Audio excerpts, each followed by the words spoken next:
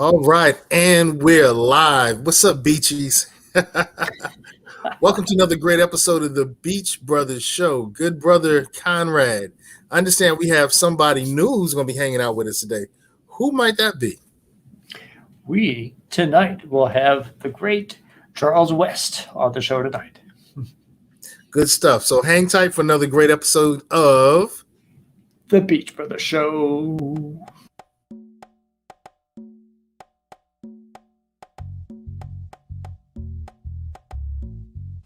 So look, the Beach Brothers Show is a show where we deal with Virginia business and politics. Well, I'm Conrad Chesner. I'm a Hampton Roads political activist. Best ideas for community improvement happen to drive me.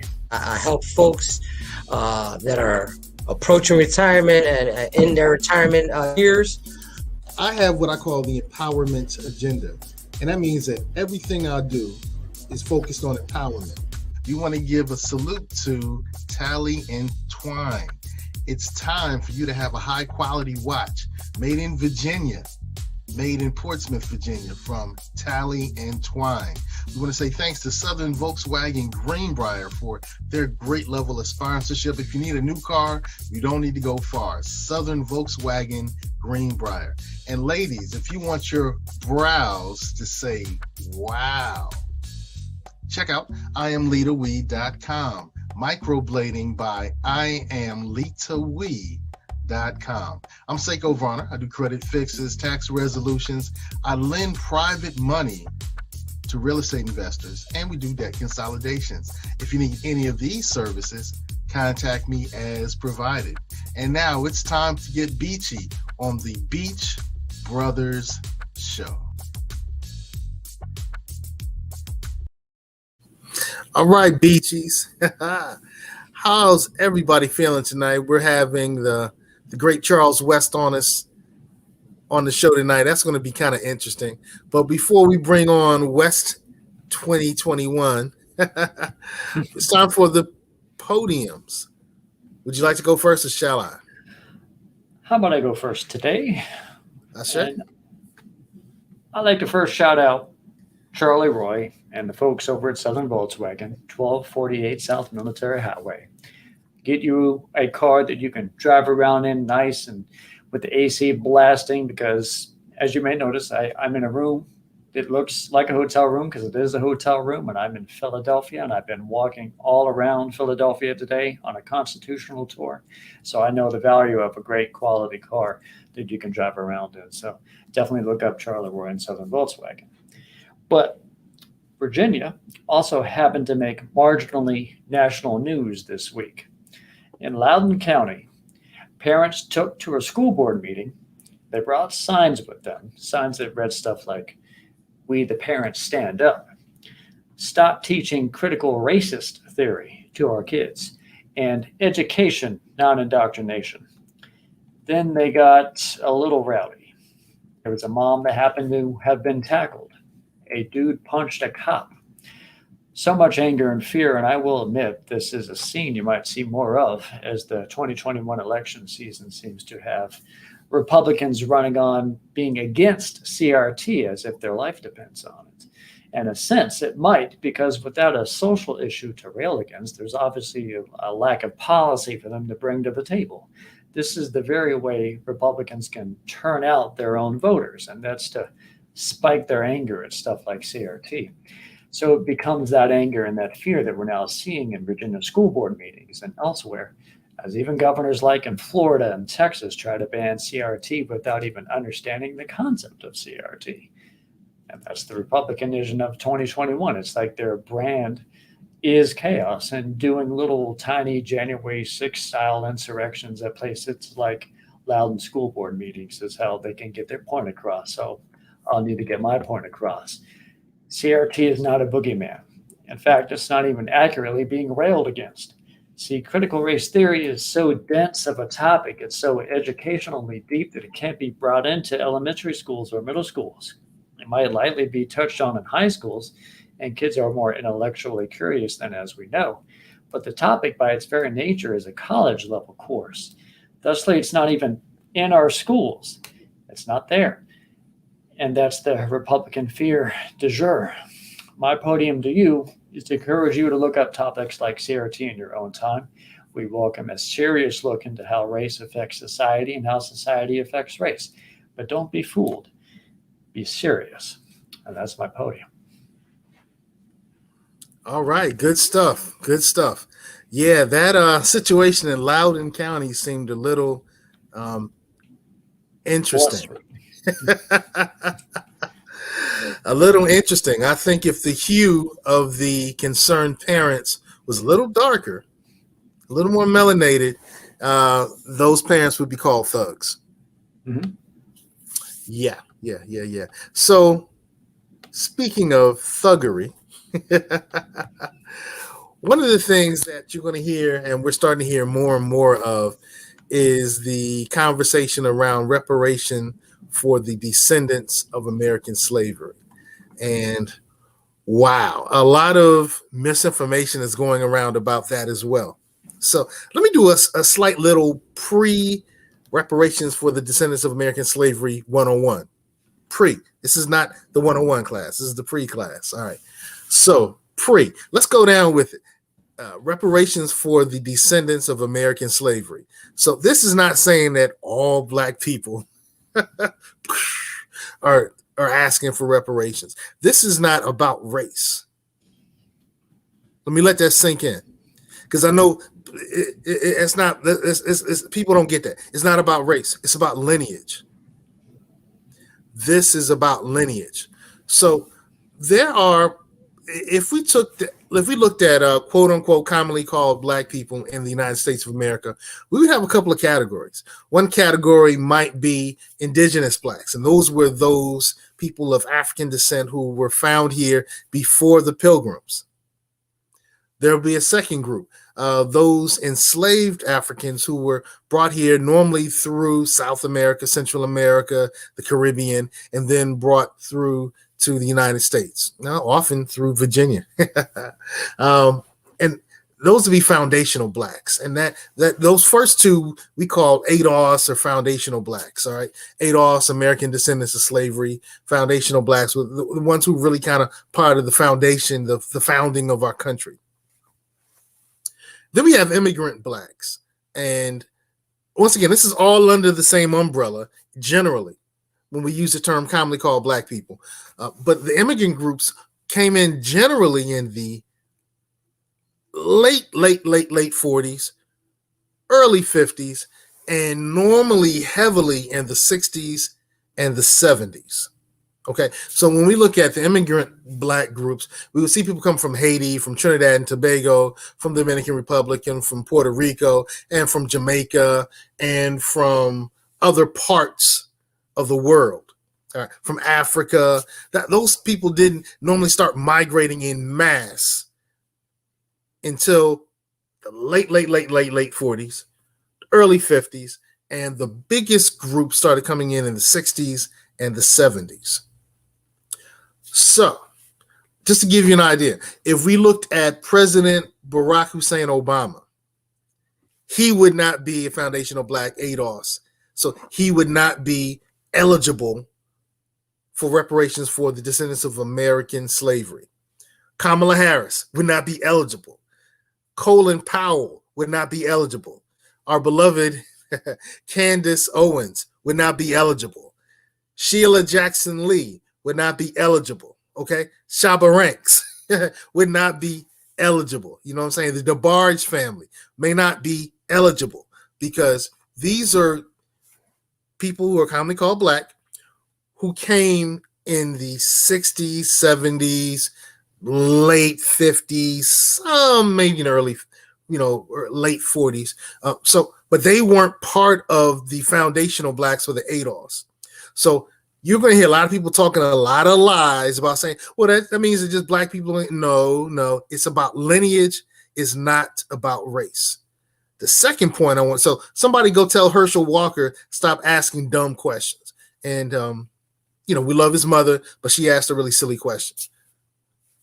The title of it tells you exactly that it's about lineage, not race. Now, where Herschel Walker says that repaying somebody back for something that they were harmed on is not Christian, we'll have to get to that in 101. This is pre-101. So, foundationally, I want us to walk away with this understanding. When we talk about reparations for the descendants of American slavery, we're talking about lineage, not race. Let me even go a little deeper. There's some people who are classified and identified as white, like some of my family members, who are descendants of the enslaved people in the United States of America. So there are some people who might be considered white who would be eligible. There's some people who were considered Native American who would be eligible because they were part of the group that were enslaved in the United States of America. This is about lineage. It's not about race. And a lot of people are going to twist that. They're going to lie to you. Don't let them fool ya. This is not about race. This is about lineage. This is pre-reparations for the descendants of African slavery 101. Now we had a pre-class. I'll move on to 101 in our next class. So keep your notebooks ready and let's learn. And that's my podium. So one love for my beautiful country, United States of America. My time is up. Peace out to Brooklyn. 2 up and 2 down for VA. OHIO the planet, Columbus, Ohio. Columbus, Ohio is a planet. Brooklyn is a blood type. Blood type. We love you. And I'm done. Hope you don't mind me trying to get this lighting right. But that was a good podium. Get the suave on, brother. Get the suave on. So who do we have with us today? Well, tonight's guest is a longtime community member in the southeastern part of the peninsula. He's 26 years old, a former armed guard. He's a carpenter, happens to be building piers and bridges for VDOT and the Department of Defense. He graduated from Tab High School in 2013 and studied at Thomas Nelson Community College in Hampton by 2019. And is working on a BS in International Diplomacy and Global Security. He's Charles West, and he's running for the Virginia House of Delegates, 91st District, as a Libertarian in 2021. So welcome, good sir. How are you tonight? Hey, what's going on, guys? Thank you so much for bringing me out. We've also noticed throughout some of our good shows of the past year or so, you've been a good commentator too. So we appreciate that you've been providing us questions that we could ask previous guests, and we're glad to have you on tonight too, so we can return the favor. Definitely. It's been really exciting to get involved in regional issues and stop being a passive news watcher and start getting involved. Exactly. We want you to touch a little bit more on, just Charles West. What's that career that I touched on there in the intro? What are your hobbies, your interest? And then at the end, just tell us about your version of politics. Got you. Well, I'm pretty simple for the most part in terms of my hobbies and interests. I've always just liked going to rock and roll shows, studying history, and I'm kind of a movie buff. And in terms of what I'd like to do in the future, after I finish this degree, I'd like to look for entry-level work either with the government or with a private firm, analyzing foreign policy and analyzing other countries as well. And to me, I don't even like politics. That's the funny part about why I'm doing this currently. I'm super interested in seeing government do what it's supposed to do and government do it correctly. But I've never been interested in the whole walking around, politicking, doing all this. There's a whole issue about doing this thing. You got to put together money and whatnot to buy signs and stuff because we're not all, super strapped for cash. And so politics has never been my forte. This is my first time doing anything like this. And it's super exciting. Mm-hmm. And I'm happy to be doing something as part of my community. What about your ideology, if you will? We'll note that you are running on the Libertarian ticket. to run for the state house. Can you tell us what sort of brought you to your beliefs? Yeah, definitely. I've been interested in politics and government and history ever since I was in school. And as soon as I was old enough to vote, I was following heavily the Ron Paul campaigns and Joe Jorgensen's campaign most recently, and Gary Johnson's campaign before that.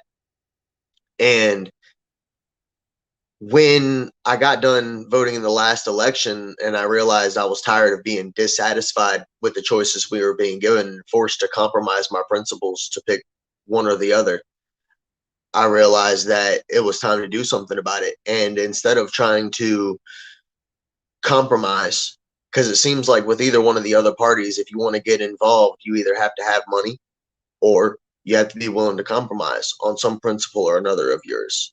In order to be a Democrat or a Republican, you have to be anti something. One side, it's guns, for example, and one side, it's something else. And if you're not anti that, then you're on the outside of that group. Meanwhile, the way I look at libertarians, the only thing you have to do to be a libertarian is promise not to use violence to inflict your will on other people. And so it was a super attractive philosophy to me. And I reached out to my local party affiliate to ask them if it was even feasible that a guy with no experience should try and run for this position. And their response was, if you're willing to work hard, it can happen. And so we've been beating the street ever since on a weekly basis, knocking on people's doors, going to events, talking to people, gathering people's viewpoints, and doing the whole petition signature process. And it's something else. Something else is putting it lightly, good brother. I ran for the school board in 2018 in the great city of Virginia Beach. Salute that.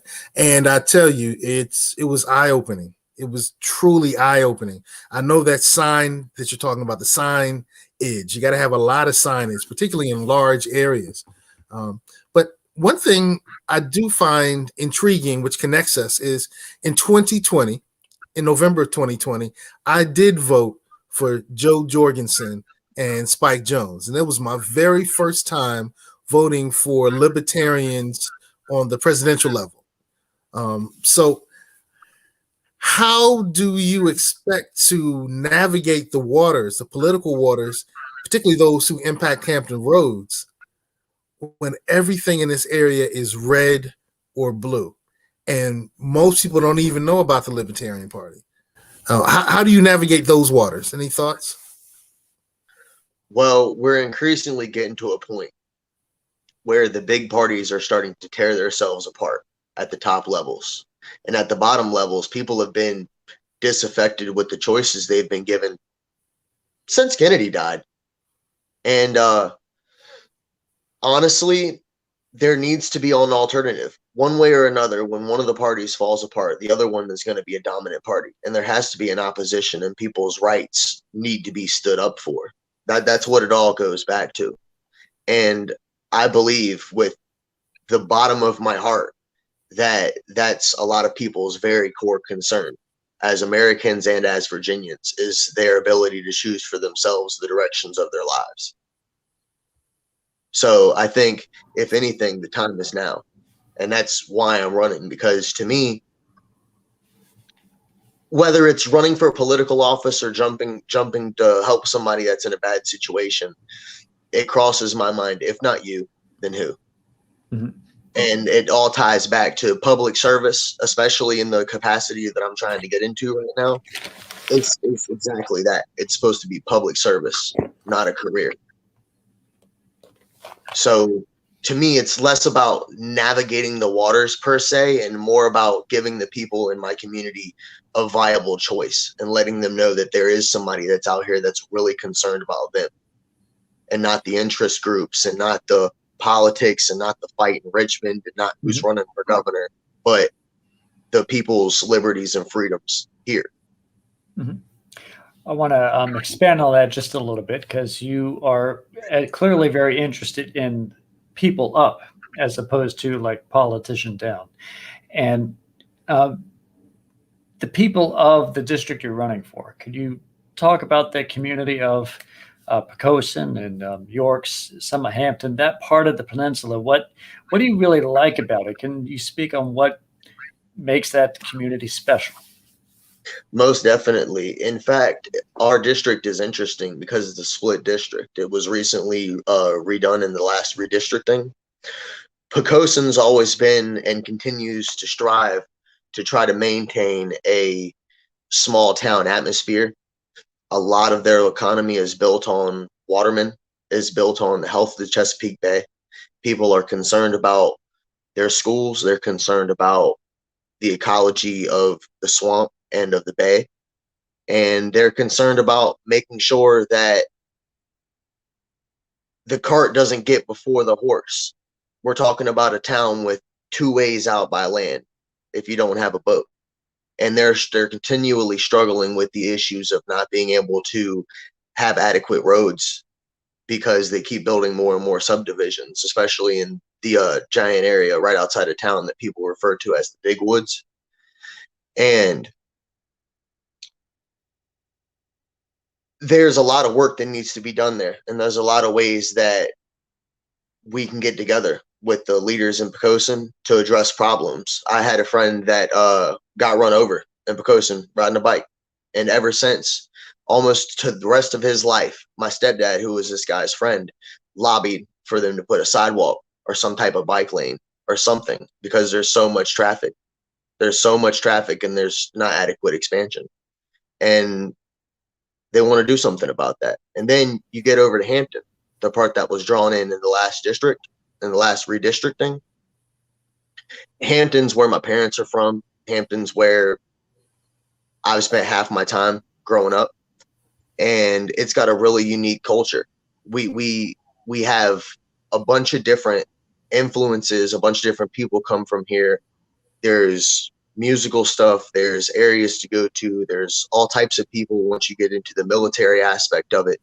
And we produce the most interesting flavor. I can't replicate it anywhere. You can't imitate a Fish concert at the Hampton Coliseum. It just can't be done. You have an area with 10,000 people and everybody's having a good time, and even the cops are being cool. You have a hard time finding that anywhere else, right on the water. True that. The right of Virginians to carry firearms is an essential one, stretching back to colonial days. Yes. You kind of lead with that. I think that was the third or maybe the second piece. I think it was school choices first and then guns, which is interesting. It might be. It might be. When I look back at your I didn't really list them in prioritized order. They're kind of all things that I want to work on immediately if I end up getting elected. But in terms of priority, like the Second Amendment sits right hand in hand with keeping the police and the rest of the government accountable to the people. Now, because one falls on the other. That's intriguing. Yeah, so I see school choice was one, which I love. I love that. And then Second Amendment, I thought it was interesting that the Second Amendment came second. Mm-hmm. Smart legalization. Bringing accountability to the police and state government. So, hey, I have to dig in with that. I really have to dig in with that. Through 2020 and 21, the conversation steered towards taking away funding of law enforcement, but we believe that law enforcement should have better funding, if anything, or better use of that funding to procure training, ensuring that there are standards in place with citizen input on policing at the state level. So with citizen input, are we looking at there's support from your campaign for citizen review panels? Yes. 100% yes. Citizen review panels need to be the rule and not the exception. And not only should there be citizen review panels, but they shouldn't just pay lip service to people's thirst to have their concerns heard. They need to have authority to investigate things. They need to have subpoena power. They need to be able to call police and administrators before them to discuss issues frankly and clearly. And there needs to be participation. from both the citizenry and the police department. It can't be an adversarial relationship. I want to follow up on that just a little bit because you're running for, say, specifically the 91st district, and you're going to represent that district in Richmond, but you have a stance on that belief, but you'll be representing three distinct communities from Poquoson and Hampton and such. Do you want like there to be a state standard for how accountability should be run through the police, or more, basically elimination of the Dillon rule in Virginia, where Richmond makes the decisions on localities and that matter? Since you will be the district rep in the state house, would you want to encourage more local authority on making those decisions? That's an interesting question. I do think that there needs to be local authority predominantly. There's a reason that there are local police departments and a state police department. Now see, at the state level, I want to see the state police with body cameras. As an example, all three of the communities that fall within my district, they're doing relatively well in terms of police accountability over the past few years. And Hampton's recently brought in a new police chief, and he's got good ideas. I haven't got a chance to speak with him personally yet, but I do plan on it. But they're good examples of all their officers have body cameras. It's not hard to call up any of those departments and get answers from their people. And that's not how it is all across the 7 cities region. And No, sadly, it's not. Sure. What? I'm sorry? Sadly, it's not. No, it isn't. Some of our sister cities on the other side of the river don't have such pleasant relationships with their citizenry. And see, we need to make sure that the example of agencies and departments like York County, Poquoson, and Hampton are followed. And everybody with a badge and a gun has a camera on their chest, with no exceptions. There's no excuse why when I was a security guard, I was outfitted with a camera at no cost to me. And meanwhile, the state police use budgetary concerns as an excuse not to outfit their officers with cameras that cost $20 at Walmart. Ooh, you used the word excuse. So they have money for tanks and helicopters and task forces. They don't have money for cameras. Intriguing. The good Sam McGee asks about McGahee asks about qualified immunity. Your thoughts? Yeah, Sam's a great guy. I've actually talked with him a couple of times over the course of the campaign. He's actively involved in the state as well. And when it comes to qualified immunity, it needs to be reformed. It's another one of those things, just like the police on John Rawl.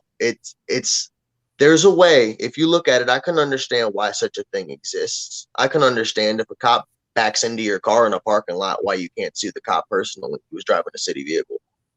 But when it comes to stuff like covering up bad behavior, covering up felonies and abuse of citizens, there's no excuse for that. The judiciary and all of the local agencies need to make sure that they're open and that they hold officers and agencies to task when they violate people's rights. And as important as it is to make sure that we build a solid system of accountability into how the citizens can help be on balance with the police force, another topic with your issues is solid legalization and sound legalization, doing it the right way, which could help modify what the police actually do their policing of. And that might also help improve, perhaps, the relationship between the police force and the citizenry. And would you like to touch on that too? Yeah. Hopefully it'll reduce tensions. Hopefully people will be less worried, less afraid they're going to get in giant trouble for being in possession of a plant. There's no reason that, and it happens relatively often, somebody gets pulled for a busted taillight and they run because they've got cannabis on them and they're scared they're going to get in trouble, and a little thing turns into a big thing. If we reduce the tensions and allow interactions between police officers and citizenry to be more professional and less emotionally driven, it'll go a long way. I would agree with that. I will admit I'm a big fan of the ideas because I classify myself as someone who is formerly libertarian. I am a member of the Virginia Beach Democratic Committee. I look forward to helping progressivism grow in the area, but in an issue like drugs and policing, that's not necessarily something that where progressives and libertarians need to butt head at. They could actually work together on that issue, and I would definitely want to help you achieve such a goal on both better legalization and police accountability. How else do you think we might be able to work on education? Because we remember that was at the top of your list. And what ideas do you have on that you might want to speak to when you're surrounded by 99 other members of the Virginia General Assembly? It's when it comes to school choice and education, another ugly problem about the government rears its head. You get so much waste on things like bonuses for administrators. Meanwhile, teachers who already don't get paid enough are purchasing materials from their own pockets. Personally, to me, that's sickening, because I've watched teachers go through that when I was in school myself, and it's one of those things that it's wrong. Well, what can you do? Well, here I am trying to do something about it. The waste problem in schools, it affects the quality of the education that children get, because when teachers need to buy materials, sometimes they have to feed their own children. They can't fully outfit a classroom of kids while the rest of the money is getting diverted to other purposes. And I believe if we made it easier for families to decide where to send their kids to school, it would put the schools in a position where they have to do better or they would lose students. And most of the time, when people come up with a plan that tries to put the public schools into a position, it ends up hurting the children. Can I tell you why I think this is a good idea? Go ahead. All those property taxes you pay that go towards the Department of Education, and then they use it to keep the boilers on or whatever they do with it, that's not buying books and buying blackboards. Imagine if you got a check, depending on how many kids you had, their age, considering special needs, et cetera, and with that check, you could either return it to the city or the school board or whomever and send your kids to public school, or you could take that check and put it towards materials if you're a homeschooler, private school if that's the education you'd like for your children, and then you pay the difference. If we inject just a little bit of capitalism into the system, we can get the schools to do better without hurting the kids. And at the same time, if we get in a position where the school boards or the administrations just don't want to change, they like golden parachutes too much, as these students go to other schools, these schools will get bigger and need more teachers. And so these teachers who have to buy their own materials and get paid $30-something thousand a year, they get better jobs. So this is a way to make schools better, make education for the children better, without hurting the children or the teachers, and empowering families to decide for themselves. It's ridiculous that families get put in a catch-22 position where they have to fudge their addresses and stuff like that and send their kids to other school districts. Did you know in a lot of places you can't even pay tuition to send your kids to a different school? And that doesn't make any sense to me. There's no reason why, especially if you're willing to pay for it and transport your children yourself, that the school board just says, nope, sorry. And because you don't have the money to foot tuition at the Catholic school by yourself, you have to just send your kids to the public school, knowing that they're throwing money out of a window, knowing that private schools the same size as these public schools spend less money. Now, these are all very interesting ideas to help, invigorate the school system to make so we can actually help our kids learn better, and that's the very premise. But let's say you get elected in November, you're sworn in January, you go to the General Assembly, and you happen to be maybe one among a bunch of other Democrats and Republicans who are going to be working on a budget for Virginia education going forward, and they may come to agree on increasing the overall budget of education. Would your ideas, you would want to try to help that, but also not want to increase the size of the budget? Or is that not a fair litmus test to hold to a libertarian, because they have that reputation of trying to be anti-government, and that's not necessarily true. Just do you think in that instance you would want to be like, it's time for me to show you what a libertarian can do in the state house? Well, see, it's an issue we can attack from multiple angles. On one hand, we can always draft and propose legislation to make some idea of this vision of mine come to truth. But honestly, it would be a really rigid change for parents and schools for 1 year for it to be like it is now, and the next year it's different. It's one of those things that we'd have to work on gradually. And so obviously when it comes to terms of the budget, I myself would have the question of, from whence does the money come? Would it come from increased taxes, or would we be looking to trim fat in other areas of the government? Because there's plenty of places we can find money that doesn't need to be spent where it's being spent, and that could be reinvested into education.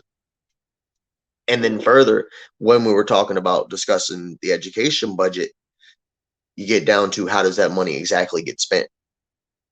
I've never read a line-by-line account of the State Department of Education's budget, but I'm sure it probably could use a going through. And yeah, Probably during could that go, process, I'm sorry. I was about to say that it could probably, more than just yourself, have someone thoroughly look through it, bring in more Republicans and Democrats too, so they don't treat it as something that has to be naturally built into a certain size every year. Definitely. Well, and we could go further than that when it comes to a lot of other types of regulations and boards and committees. I'm a big believer that it doesn't matter if it's bipartisan, tripartisan, polypartisan. If it's all politicians and it's nobody that knows anything about education, it's worthless. Mhm. So it's important to have policymakers present and policymakers taking notes and using the committee's opinion to help form legislation. But when it comes to these boards and committees that go over things like the educational budget, there has to be included educators, administrators. And it doesn't have to be a big army, but there should be representatives from the people interested. If you really wanted to go crazy, put together a student council from the various school divisions, but it all comes back to, we should democratize our government. It shouldn't be some monolithic monster that we hope goes the way we want it to. That might be a good phrase to work in. Let's say you, over the next several months, are invited to more places to talk about your view of government. You could use that phrase very well, democratize the government, because people just assume we're a democracy.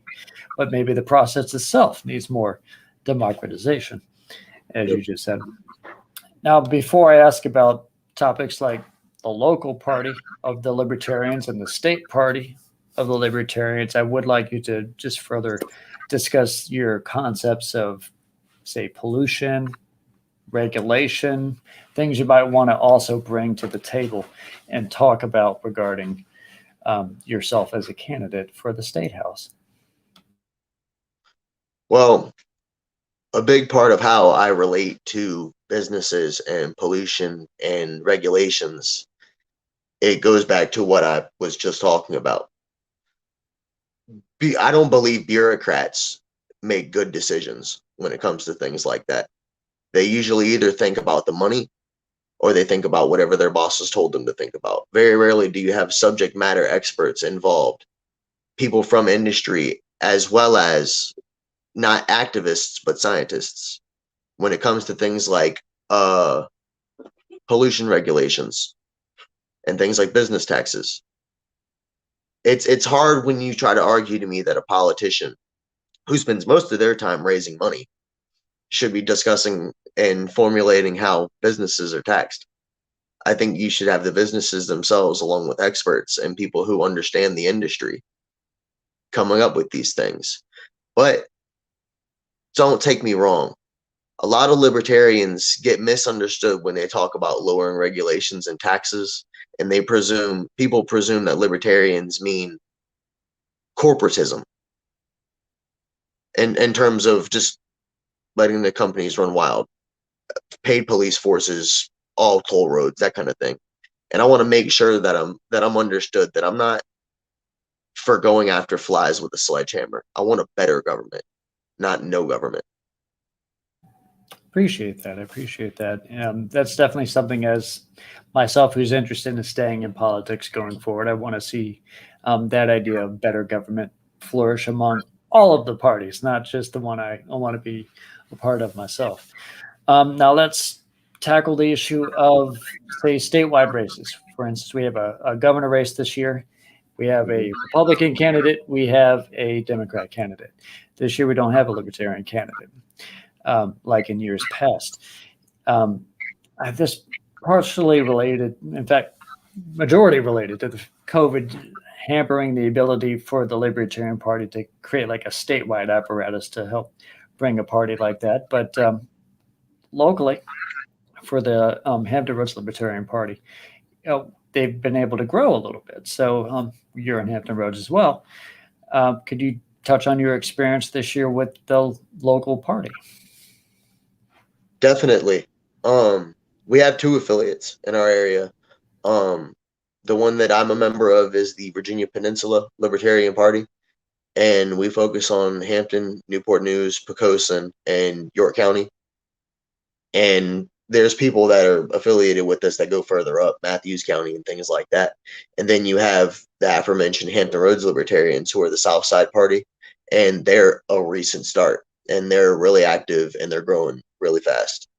And so I just got involved with libertarianism in like November or December. Like I said, I'm not a politics guy. I've always kind of supported libertarian candidates, but I just got involved with the actual organization. And it's been super interesting seeing the mix of people, a lot of whom have been there for a long time and a growing number of whom are brand new. It's an awesome way to connect with the community. And I've been to a multitude of events with these folks. We've had barbecues and cookouts, and not all of them were politics related. We're not talking West 2021 barbecues. I'm talking hangouts and cookouts and stuff like that. And it's been real great to find other people who are passionate about their rights and freedoms and the rights and freedoms of their friends and neighbors. And if I can see anything happen from the next 8-10 years, irregardless of my own success or failure, I hope to see a lot more people get involved. Because you might recognize this saying from your political group you mentioned earlier. It's a big tent. And when we say it, we mean it. Like I said, the only thing you have to be is not about forcing yourself on other people. And we have 1,000,001 different ways to get involved. Have you been able to be at least somewhat in touch as someone running for the 91st district for other statewide libertarians who are themselves running for different districts, and perhaps a teamwork method could help sort of grow the voice? Yes, we've been actively working together. There were 8, I believe, libertarians who were originally running for House of Delegate seats across the Commonwealth. 2 of whom had issues with the Department of Elections, COVID, signature requirements, the website, all that stuff.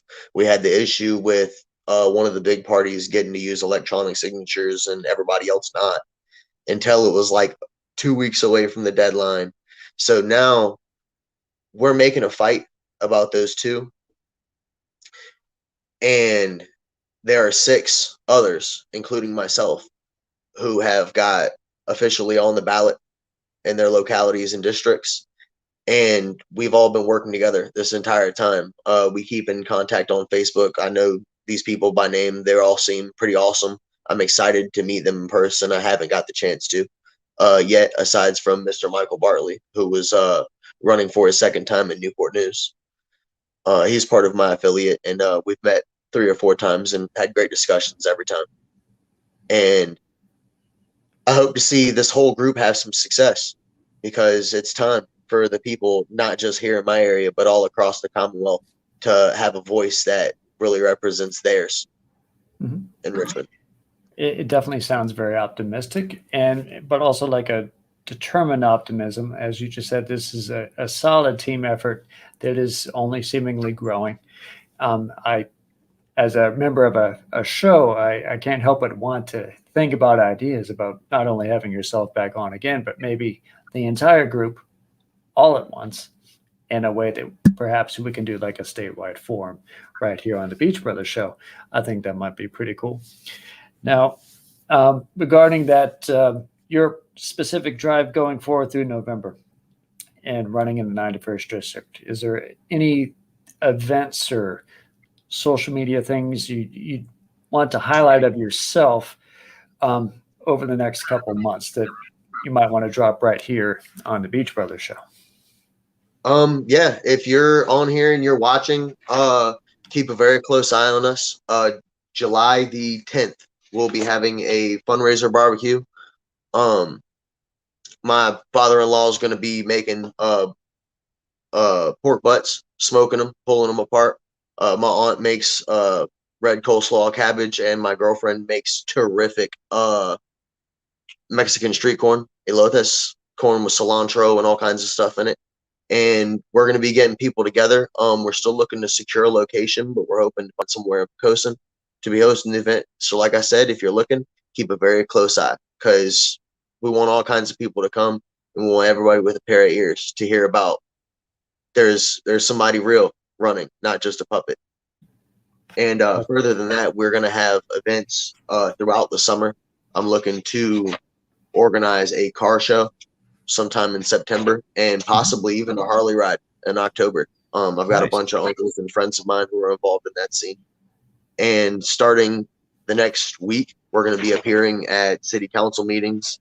And as we've been doing since the beginning of the year, we're going out on a weekly basis, knocking on people's doors, talking to our friends and neighbors. And most of the time we're able to post and plan where we're going to be and when we're going to be. So we always need people to come out and help us out, because 20 heads is better than 2. Yep. And also, one other thing, we're going to be organizing pop-up car washes and things of that nature throughout the area to get our word out, pass stuff out to people, and maybe even see if people want to help us out, get hats and signs and shirts and whatnot. Sounds excellent.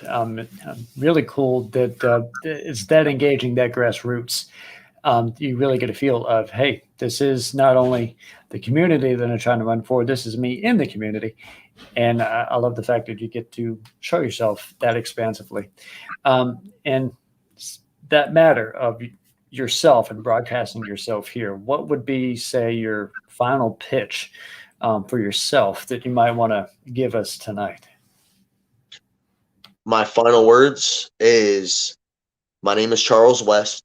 I believe in 3 things: government doing what it's supposed to do, government doing what it's supposed to do well, and government not doing what it's not supposed to be doing. We need to make sure that this happens. And I'm not just paying the piper to speak about it. I mean it. I'm a carpenter, not a lawyer, and I'm a part of my community, not a professional board sitter on her. Appreciate that. I really appreciate the not only the sincerity. As you meant, you're not necessarily a politics guy, but you're doing this because you like what politics is, I guess, supposed to be about.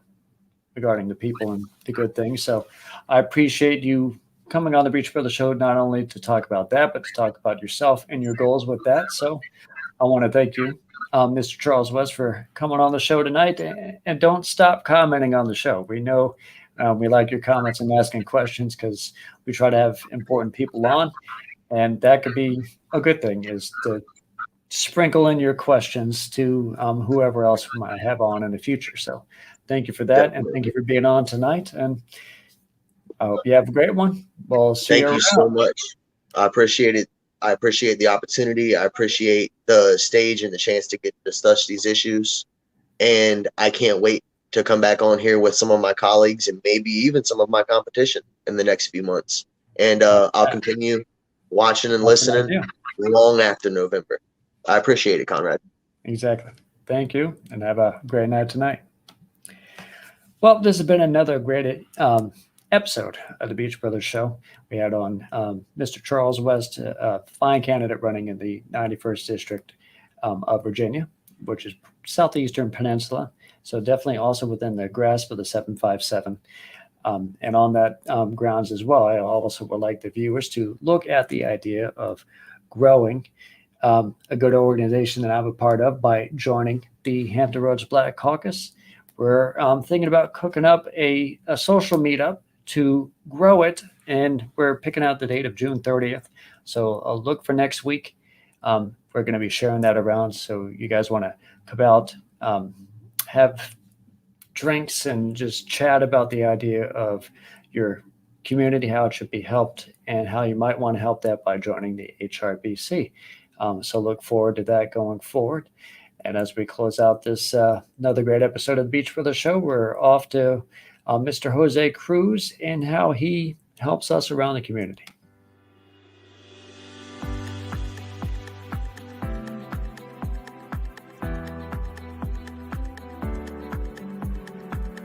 It's never too early or too late to plan for retirement. Let me show you how to protect yourself, your loved ones, and your assets from loss due to catastrophic decisions that may affect you the rest of your life. Please call me.